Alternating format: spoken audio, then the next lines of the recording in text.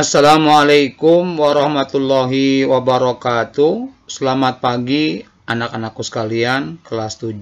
Alhamdulillah pada pagi hari ini kita dapat berjumpa kembali dalam pembelajaran jarak jauh atau belajar di rumah. Anak sekalian, kesempatan pagi hari ini kita akan membahas materi kita, yaitu potensi kemaritiman Indonesia. Di pagi hari ini kita akan belajar mengenai potensi kemaritiman Indonesia. Anak sekalian, sebelum kita mulai belajar, mari kita berdoa menurut agama dan percaya masing-masing. Berdoa, kita mulai. Selesai anak sekalian?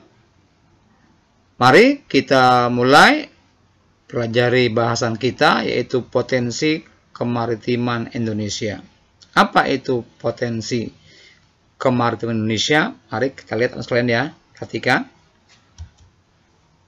Potensi kemaritiman Indonesia adalah segala sesuatu yang terdapat di perairan Indonesia yang dapat dimanfaatkan untuk kesejahteraan dan kepentingan masyarakat Indonesia dengan sebesar-besarnya.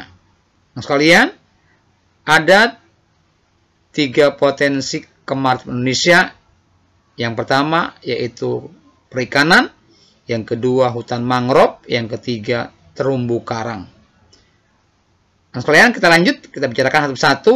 Yang pertama, perikanan, nah, sekalian. Yang perhatikan yang pertama, potensi lestari dari perikanan Indonesia, yaitu potensi penangkapan ikan yang masih memungkinkan ikan untuk melakukan regenerasi hingga jumlah ikan yang ditangkap tidak mengurangi populasi ikannya. Yang kedua, Laut Indonesia memiliki angka potensi lestari yang besar, yaitu 6,4 juta ton per tahunnya. Yang ketiga, luas Laut Indonesia mencakup 2/3 dari seluruh luas wilayah Indonesia, sekitar 5,8 juta kilometer persegi. Jika dibandingkan sebaran potensi ikannya, terlihat ada perbedaan secara umum antara wilayah Indonesia bagian barat dan timur. Di Indonesia bagian barat rata-rata kedalaman lautnya itu 75 meter. Jenis ikan yang banyak ditemukan adalah ikan pelagis kecil. Sedangkan di kawasan Indonesia Timur rata-rata kedalamannya itu 4.000 meter. Jenis ikan yang banyak ditemukan pun ikan pelagis besar seperti cakalang dan tuna. Nah, sekalian, kita lanjut ya. Masih perikanan, selain ikan yang tersedia di lautan, penduduk Indonesia juga melakukan budidaya ikan, terutama di daerah pesisir pantai. Di pantai utara Pulau Jawa, banyak masyarakat mengembangkan usaha budidaya ikan dengan tambak. Biasanya jenis ikan yang dibudidayakan lewat tambak yaitu ikan udang, ikan bandeng, dan udang. Anak sekalian, di Indonesia banyak sekali pencurian ikan ilegal dari negara-negara luar. Ya, daerah-daerah yang banyak itu sama Indonesia Timur, yaitu Laut Arafuru dan Papua. Ini banyak sekali pencurian ikan, sekalian ya. Ya. Nah, sekalian lanjut ya. Kita bicara berikutnya yang kedua, hutan mangrove. Salah satu potensi sumber daya maritim Indonesia adalah hutan mangrove atau hutan bakau. Ya. Indonesia memiliki hutan mangrove terluas di dunia dengan total 3,2 juta hektar yang merupakan 22,4% dari total luas hutan mangrove dunia. Ya, ini fungsi hutan mangrove ada 2, yaitu ada fungsi ekologis, ada fungsi ekonomis. Ya, jadi ada 2 fungsi hutan mangrove, ada fungsi ekologis, ya, ada fungsi ekonomis. Jelas namanya ekologis itu lingkungan, ya, sebagai habitat tempat hidup binatang laut untuk berlindung, mencari makan, dan berkembang biak.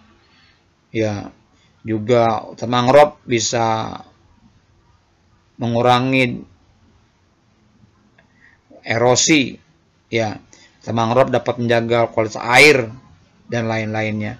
Fungsi ekonomis jelas dapat menghasilkan keuntungan, ya, bisa untuk tempat rekreasi, bisa untuk bahan pembuat kertas, itu kayu daripada mangrove, ya. Di dua fungsinya, fungsi ekologis dan fungsi ekonomis. Yang ketiga, kalian kita masuk ke terumbu karang. Terumbu karang adalah, ya, terumbu batuan sedimen kapur di laut yang terbentuk dari kapur yang sebagian besar dihasilkan dari koral, binatang yang menghasilkan kapur untuk kerangka tubuhnya. Indonesia merupakan negara yang memiliki terumbu karang terluas di dunia. Luas terumbu karang Indonesia mencapai 284,3 ribu km persegi atau setara dengan 18% dari terumbu karang yang ada di seluruh dunia. Ini, ya, ini kekayaan terumbu karang Indonesia bukan hanya dari luasnya, tapi juga dari keanekaragaman hayati yang terdapat di dalamnya. Ya. Lanjut maksudnya, ini terumbu karang. Mengapa terumbu karang banyak ditemukan di Indonesia? Karena Indonesia berada di daerah tropis dan suhu perairannya hangat. Pertumbuhan terumbu karang juga akan baik pada kondisi air yang jernih dan dangkal. Kedalaman air yang baik untuk tumbuh terumbu karang itu 18 meter.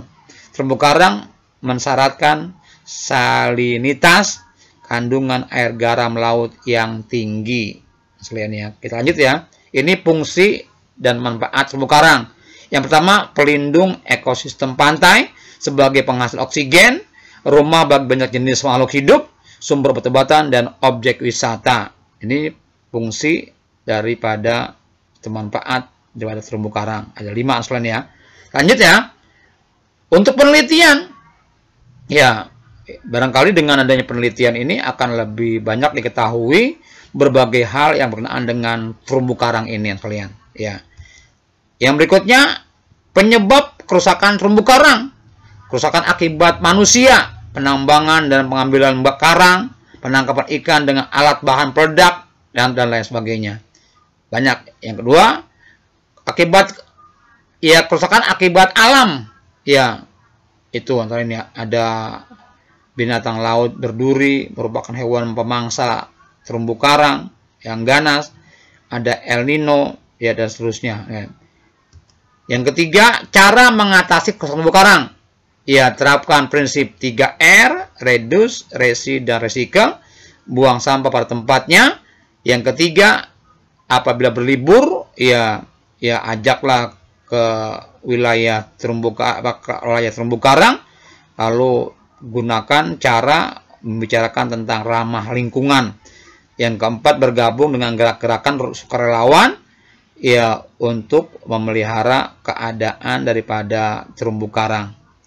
Kemudian terakhir sekalian, ya, sebelum Bapak akhiri, ini ada tugas, ada 3 soal yang harus kamu jawab untuk potensi kemaritiman Indonesia.